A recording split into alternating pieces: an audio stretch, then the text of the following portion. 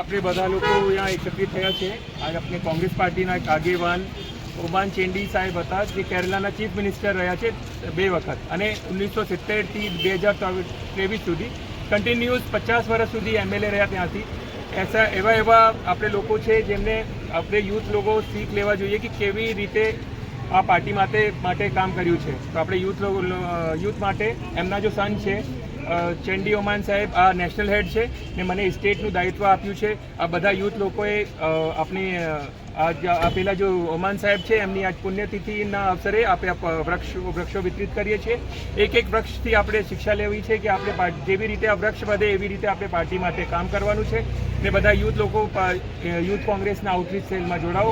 એના જો નેશનલ હેડ છે અમને એડવોકેટ ચેન્ડી સાહેબ ઓમેન સાહેબના સન છે, એ બહુ એગ્રેસિવ અને બહુ પાર્ટી માટે ડેડિકેટેડ છે. આપણે ટીમ બનાવવાની છે, પૂરી સ્ટેટ લેવલની ટીમ અને ડિસ્ટ્રિક્ટ લેવલની ટીમો બનાવવાની.